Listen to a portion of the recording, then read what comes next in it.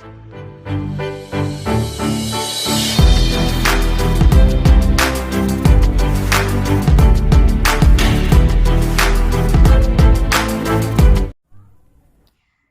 Welcome to my classes. So आज हम बात करेंगे चैप्टर द लिविंग वर्ड के बारे में, जो कि क्लास 11 का फर्स्ट चैप्टर है। सो चलो शुरू करते हैं। तो सबसे पहले आपको पता होना चाहिए कि अर्थ पे जो ऑब्जेक्ट्स होते हैं वो कितने टाइप के होते हैं। तो अर्थ पे जो ऑब्जेक्ट्स होते हैं वो कितने टाइप के होते हैं। The one is living and the another one is non-living। अब हम यहाँ पे बात करेंगे कि लिविंग ऑर्गेनिजम्स की जो इम्पोर्टेंट कैरेक्टरिस्टिक्स होती हैं या इम्पोर्टेंट प्रॉपर्टीज़ होती हैं उनके बारे में। तो जो लिविंग ऑर्गेनिजम्स होते हैं, अब हम यहाँ पर डिस्कस करेंगे जो लिविंग ऑर्गेनिजम्स होते हैं उनके क्या क्या क्राइटेरियाज होते हैं जो डिसाइड करते हैं कि ये पर्टिकुलर ऑर्गेनिजम्स लिविंग हैं। तो अब हम बात करेंगे क्राइटेरियाज फॉर लिविंग ऑर्गेनिजम्स के बारे में। क्राइटेरिया फॉर लिविंग ऑर्गेनिज्म के बारे में। तो यहाँ पे हमारे पास 5 क्राइटेरियाज आते हैं। First is growth,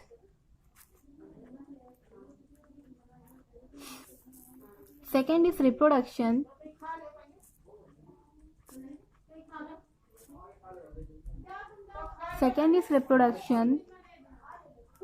third is metabolism, third is cellular respiration,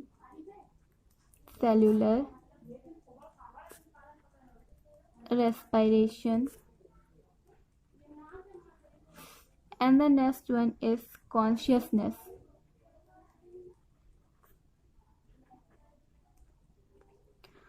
अब इसमें आपको पता होना चाहिए कि यहाँ पर आप पूछा जाता है मेनली कि कौन से डिफाइनिंग प्रॉपर्टीज़ होती हैं लिविंग ऑर्गेनिजम्स की और कौन सी नॉन डिफाइनिंग प्रॉपर्टीज़ होती हैं। तो इसमें से जो हमारे पास मेटाबॉलिज्म, सेलुलर रेस्पिरेशन और कॉन्शियसनेस होता है और ग्रोथ एंड रिप्रोडक्शन होता है। तो ग्रोथ और रिप्रोडक्शन हमारे पास नॉन डिफाइनिंग प्रॉपर्टीज़ होती हैं,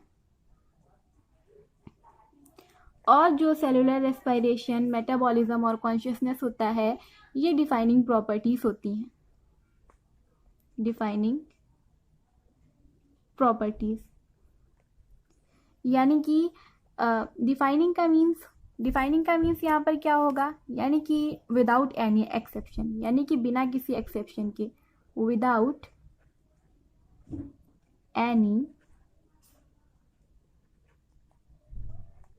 एक्सेप्शन, और यहाँ पे विद एक्सेप्शन, यानी कि जो मेटाबॉलिज्म, सेलुलर रेस्पिरेशन और कॉन्शियसनेस होगा, इसमें हम बोल सकते हैं कि अगर एक लिविंग ऑर्गेनिजम्स में ये क्राइटेरियाज हैं तो वो ऑर्गेनिज्म लिविंग है।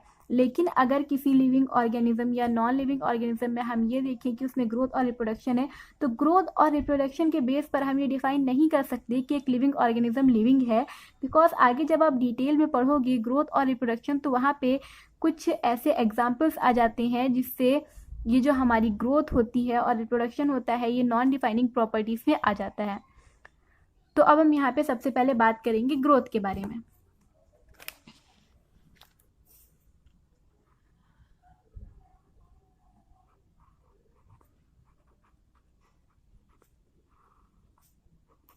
तो जो ग्रोथ होती है, सबसे पहले growth is a fundamental property, because growth defining property तो नहीं है। So growth is a fundamental property. Growth is a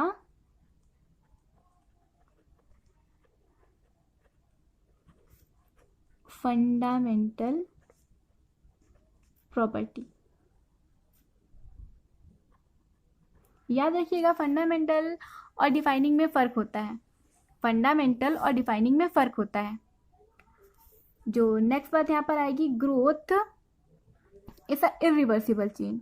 growth is irreversible change, जो ग्रोथ एक बार हो गई है उसे रिवर्स नहीं किया जा सकता।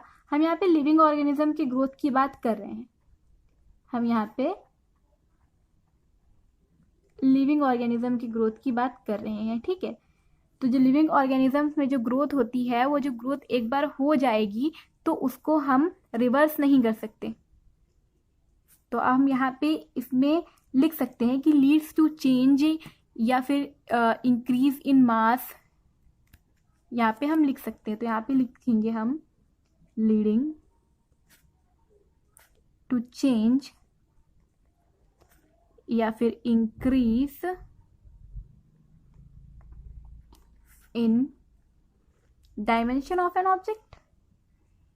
ग्रोथ होगी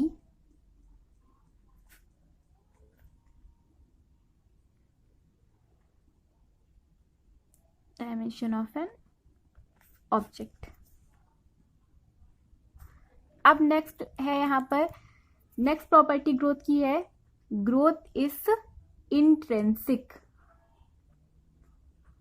इंट्रेंसिक आपने सुना होगा, इंट्रेंसिक और एक्सट्रेंसिक। इंट्रेंसिक का मतलब इंटरनल और एक्सट्रेंसिक का मतलब एक्सटर्नल। तो जो यहाँ पे जो ग्रोथ होगी वो इंट्रेंसिक होगी। इंट्रेंसिक यानी कि ग्रोथ अंदर से होगी। अंदर से, जब मान लो सेल में ग्रोथ होगी तो सेल में ग्रोथ कैसे होगी, तो यहाँ पे हम लिखेंगे सेल में ग्रोथ कैसे होगी, increase in protoplasmic mass, increase in protoplasmic mass. अब प्रोटोप्लाज्म क्या है, प्रोटोप्लाज्म आप सबको पता है साइटोप्लाज्म प्लस न्यूक्लियस। अब साइटोप्लाज्म और न्यूक्लियस, एक सेल के अंदर क्या होता है, मेनली साइटोप्लाज्म और न्यूक्लियस होता है, उन सबको मिलाकर प्रोटोप्लाज्म बनता है। तो इंक्रीज इन प्रोटोप्लाज्म यानी कि सेल का साइज बढ़ना, इंटरनल इंट्रेंसिक। अब यहाँ पे हम बात करेंगे कि जो ग्रोथ होती है वो कहाँ कहाँ देखने को मिलती है। तो ग्रोथ हमें कहाँ कहाँ देखने को मिलेगी, ग्रोथ हमें यूनिसेलुलर ऑर्गेनिज्म में देखने को मिलेगी, मल्टीसेलुलर ऑर्गेनिज्म में देखने को मिलेगी,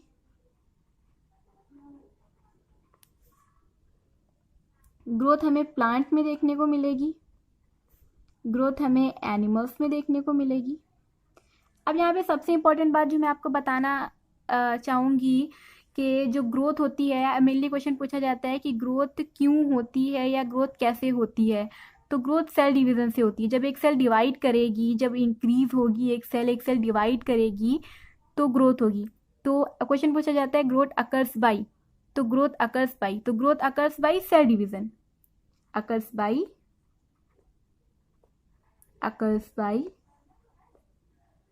सेल डिवीजन।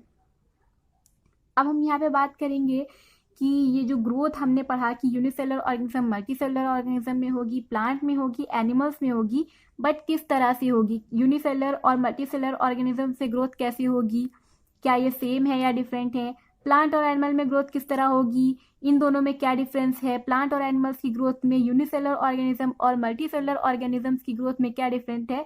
अब हम यहाँ पर इस चीज़ के बारे में पढ़ते हैं। तो यहाँ पे हम बात करेंगे यूनिसेलुलर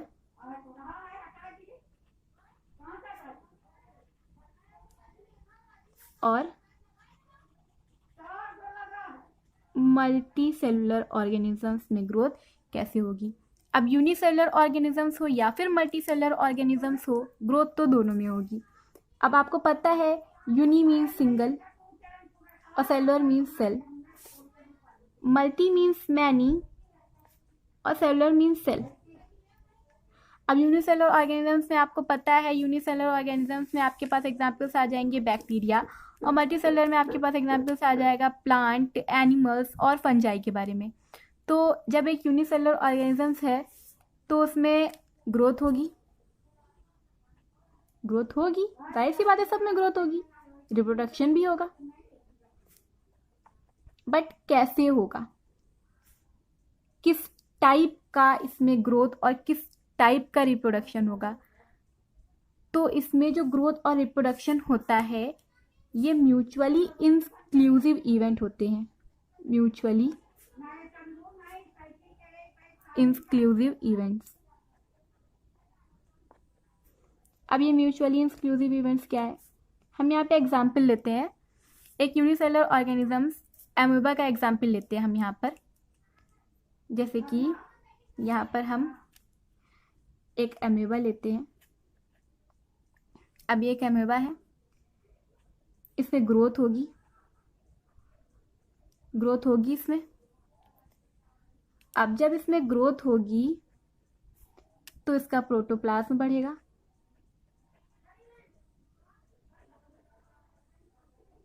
इसका प्रोटोप्लाज्म बढ़ेगा।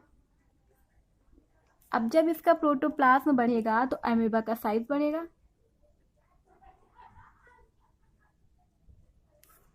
अब जब एमोबा का साइज बढ़ेगा तो एमोबा फाइनली क्या करेगा, एमोबा फाइनली डिवाइड कर जाएगा और यहां पर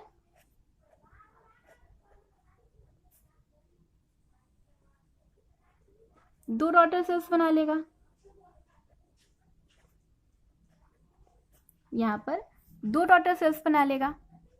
तो हमने यहाँ पे देखा यूनिसेल्यूलर ऑर्गेनिजम्स, ये एमोबा था, इसने ग्रोथ किया फिर डिवाइड भी कर लिया, यानी कि इसने ग्रोथ भी किया और डिवाइड, यानी कि यहाँ पे उसने रिप्रोडक्शन भी कर लिया, यहाँ पे उसने रिप्रोडक्शन भी कर लिया।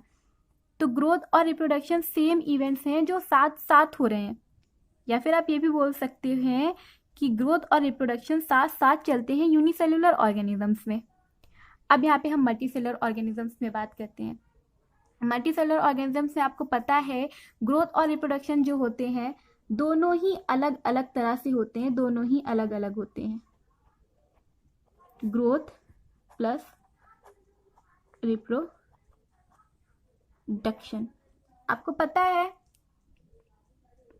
कि जो मल्टीसेलुलर ऑर्गेनिजम्स में जो ग्रोथ होती है वो अलग तरह से होती है। आप ह्यूमंस और एनिमल्स का एग्जाम्पल ले सकते हो। बट जहाँ पे जब रिप्रोडक्शन की बात होती है तो रिप्रोडक्शन में आपको पता है कि पहले सेक्स ऑर्गन्स बनते हैं, फिर उसके बाद गैमीट्स बनते हैं, देन वो फ्यूज करते हैं यानी कि रिप्रोडक्शन करते हैं, फर्टिलाइजेशन होता है। अब आपको पता है यहाँ पर अगर यूनिसेलुलर ऑर्गेनिजम्स थे, यहाँ पे जो ग्रोथ और प्लस रिप्रोडक्शन हो रहा था ये म्यूचुअली इंक्लूसिव इवेंट्स थे। बट यहाँ पे ग्रोथ और रिप्रोडक्शन दोनों ही अलग अलग तरह से हो रहे हैं।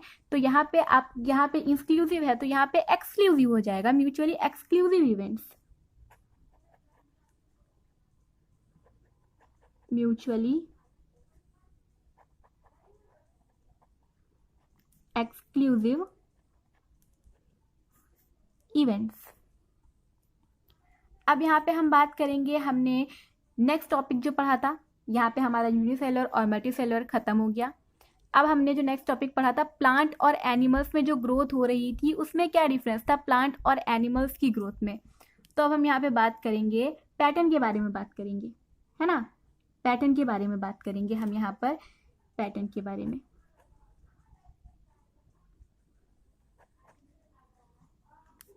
Pattern of growth in plants and animals. तो हम यहाँ पे एक साइड पर प्लांट ले लेते हैं और एक साइड पर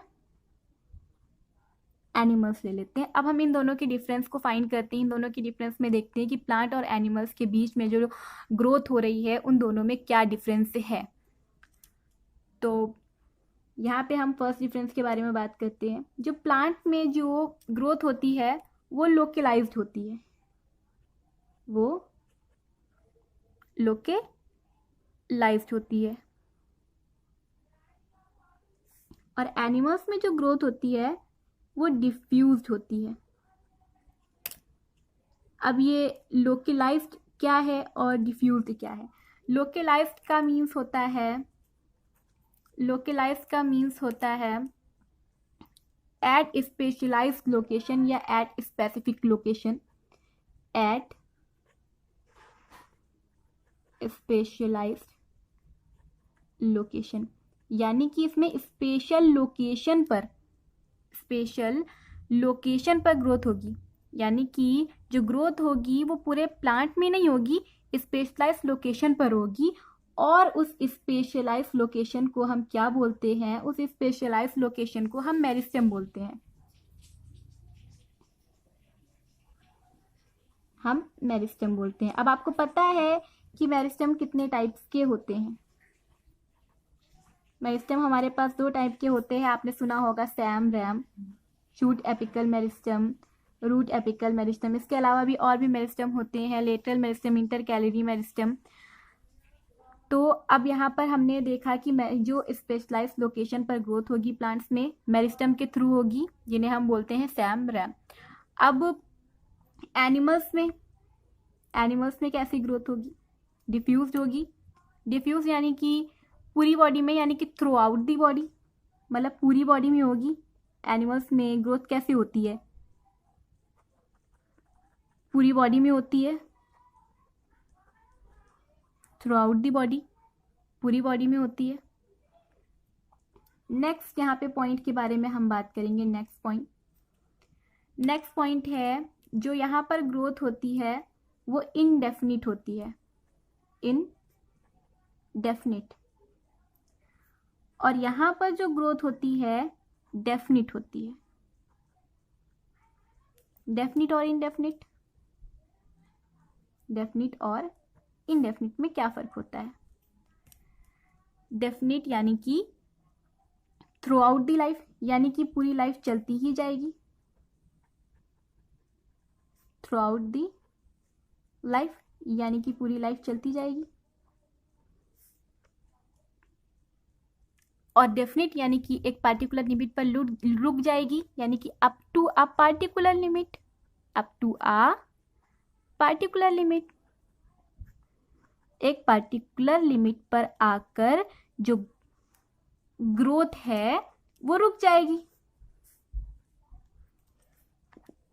अब यहाँ पे हमने ये देखा कि जो प्लांट्स में जो ग्रोथ है वो यहाँ पर लिखा है कि थ्रू आउट दी लाइफ, पूरी लाइफ चलती ही जाएगी। बट हम क्या देखते हैं कि अगर हम एग्जाम्पल लें एक प्लांट का, वो क्या करता है कि जब वो ग्रो करता है तो वो एक स्पेसिफिक हाइट पर आकर रुक जाता है। मान लो 50 मीटर, 100 मीटर, वो एक स्पेसिफिक हाइट पर आकर रुक जाता है। बट यहाँ पे लिखा हुआ है कि इनडेफिनिट, ग्रोथ तो इनडेफिनिट होती है, तो वो क्यों रुक जाता है? क्या उसके मेरिस्टेम काम नहीं कर रहे हैं? बिकॉज ग्रोथ के लिए कौन इंपॉर्टेंट है यहाँ पर? मेरिस्टेम, जो एक स्पेशलाइज लोकेशन पर है। अब तो यहाँ पर क्या सैम और रैम यानी कि shoot apical meristem, root apical meristem यानी कि मेरिस्टेम काम नहीं कर रहे हैं? तो यहाँ पर ऐसा नहीं होता, यहाँ पर हो जाता है inefficiency of vascular tissue, inefficiency of vascular tissue. Vascular tissue आपको पता है कौन होते हैं? वैस्कुलर टिश्यू जाइलम और फ्लोएम होते हैं, आपको पता है। Xylem, phloem. जाइलम का काम होता है वाटर को पूरे प्लांट में लेकर जाना, और फ्लोएम का काम होता है पूरे प्लांट में फूड को पहुंचाना। तो जब वैस्कुलर टिश्यूज नहीं होंगे तो ग्रोथ प्लांट में नहीं होगी। अगर इनएफिशिएंसी हो जाएगी तो प्लांट की ग्रोथ रुक जाएगी, बिकॉज वहाँ पे वैस्कुलर टिश्यूज की कमी हो जाएगी। अब यहाँ पे हम बात करते हैं, जो हमने शुरुआत में पढ़ा था कि growth is not a defining property of living organisms. तो ग्रोथ लिविंग ऑर्गेनिजम्स की डिफाइनिंग प्रॉपर्टी क्यों नहीं है? अब हम यहाँ पे इस चीज़ के बारे में बात करेंगे। तो growth is not a defining property of living organisms.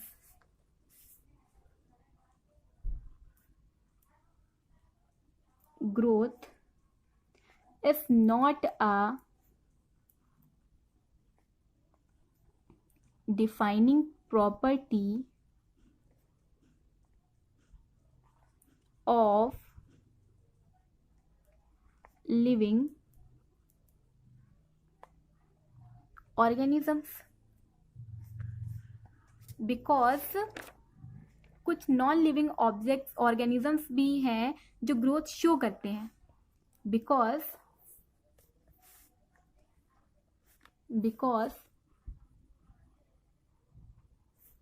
There are certain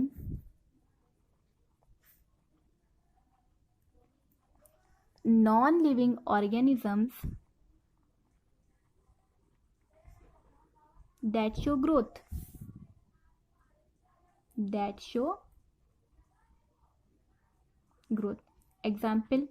example में हम लेते हैं जैसे कि स्नो माउंटेन।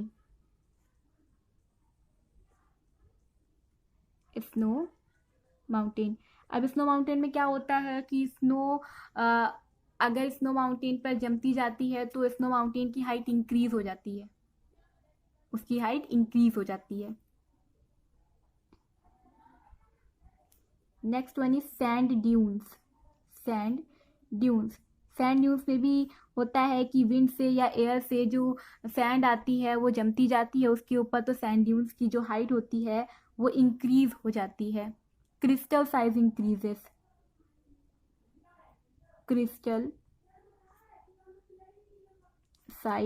इंक्रीजेस। तो यहाँ पे ये जो तीनों ही हैं ये नॉन लिविंग ऑब्जेक्ट हैं,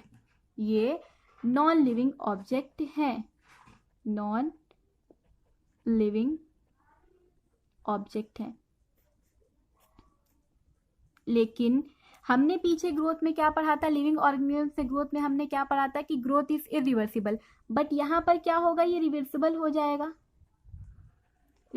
हो जाएगा बिकॉज जब बर्फ घुलेगी तो स्नो माउंटेन की हाइट फिर से कम हो जाएगी। सैंड ड्यून्स में भी यही होगा कि जब सैंड हवा से उड़ जाएगी तो भी हाइट कम हो जाएगी, और क्रिस्टल जब उसके ऊपर मेटल जो एक्यूमुलेट हो चुका होगा अगर उसे साफ कर दिया जाएगा तो क्रिस्टल की साइज भी फिर से कम हो जाएगी।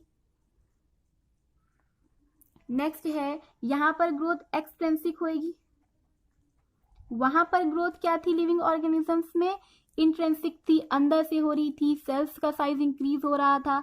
यहाँ पे एक्सट्रिंसिक होगी। एक्सट्रिंसिक का मीन्स यहाँ पर क्या हो जाएगा, due to accumulation of material from outside, है ना, ऊपर से, due to accumulation of material from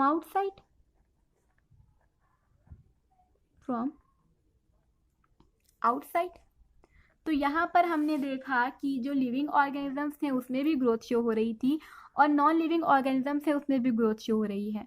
growth का मतलब है कि इंक्रीज इन मास और इंक्रीज इन नंबर बढ़े, तो इसमें देखो मास बढ़ रहा है तो इसमें भी ग्रोथ हो रही है, यानी कि नॉन लिविंग ऑर्गेनिजम्स पे भी ग्रोथ हो रही है। यहाँ पर एक्सेप्शन हमें दिख रहे हैं ग्रोथ में, तो इस वजह से यहाँ पर अब हम लिख सकते हैं कि देयरफॉर